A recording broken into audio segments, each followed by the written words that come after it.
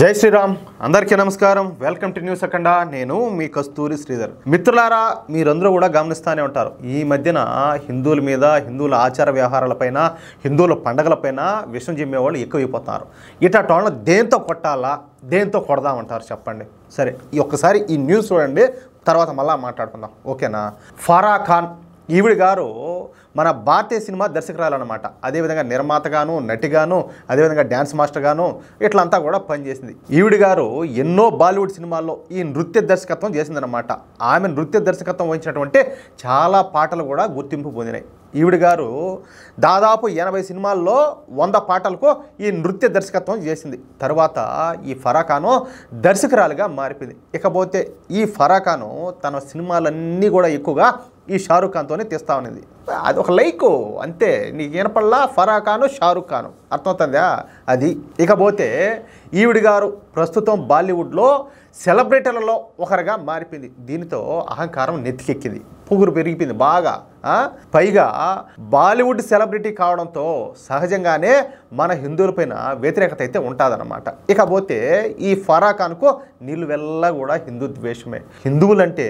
ఈ ఫరా ఖాన్కు పరమ చిరాకు అన్నమాట ఈ బొట్టు పెట్టుకుంటారు కదా ఈ బొట్టు పెట్టుకున్న హిందువులు కనుక చూస్తే అబ్బా కోపంతో ఎగిరిపడుతుంది అంటే రగిలిపోతుంది అంటే కోపంతో ఇక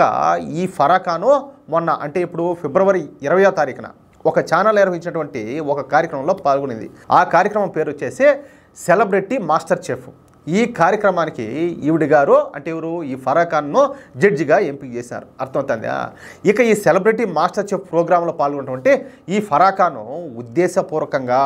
కావాలనే కొని తెచ్చుకొని మరీ మాట్లాడతా హోలీ అనేది ఒక దరిద్ర బొట్టు పండగ అంట అర్థమవుతుందా నా దృష్టిలో అసలు హోలీ అనేది పండగే కాదు ఈ హోలీని పండగ చేసుకునే వాళ్ళు అజ్ఞానులు అనే విధంగా పిచ్చివాగుడంతా కూడా బాగింది నీకేం దోల నీకు అవసరమా నీకు ఇష్టం లేదు నీకు సంబంధం లేదు నీకేమి మేము రంజాన్లో మేము వేలు పెట్టామా బక్రీద్లో మేము వేలు పెట్టామా దేంట్లోనా మేము వేలు పెట్టామా లేదు కదా ఎవరు ఇష్టం వాళ్ళది ఎవరి పండుగలు వాళ్ళది ఎవరు దోళ్ళ గొప్ప నీకేమంటాలే ఏమి నీకు తేట ఏమి నీకు జిల అడిగి మరి మెట్టు కొట్టుకోవడం అంటే ఇదే కదా సరే ఈ ఫరా ఖాన్ ఉద్దేశపూర్వకంగానే ఈ వ్యాఖ్యలన్నీ కూడా చేసింది తద్వారా ఏంటంటే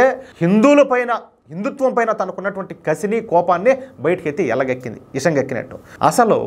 హోలీ లాంటి పండుగలు మా దేశాల్లో ఉంటే బాగుండేదంటూ మన దేశానికి వచ్చి చాలామంది విదేశీయులు ఇక్కడ హోలీ చేసుకోవడం మనం అందరం కూడా చూసే ఉంటాం చాలామంది మంచి మంచి స్టేట్మెంట్లు కూడా ఇచ్చారు ఎవరు ఈ విదేశీయులంతా కూడా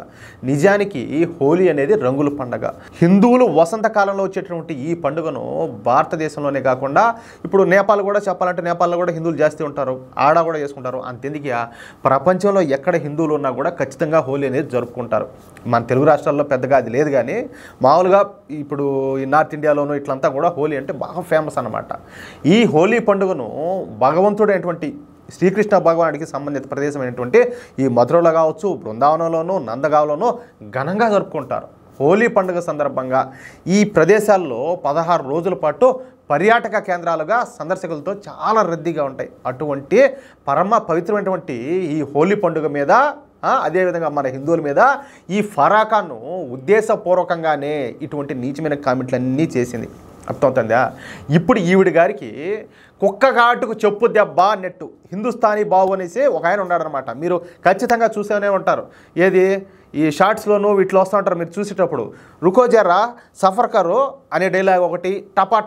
టప్ అనేది ఇట్లా డైలాగులతో ఆయన బాగా ఫేమస్ అయినాడు అనమాట ఈ హిందుస్థానీ బాబు ఇప్పుడు ఈవిడ గారి మీద కేసులు పెట్టాడు జాతీయవాది అయినటువంటి హిందుస్థానీ బాబు ఈ ఫరా ఖాన్ మీద కర్ పోలీస్ స్టేషన్లో కేసు నమోదు చేసినాడు ఈ ఫరా ఖాన్ ఉద్దేశపూర్వకంగానే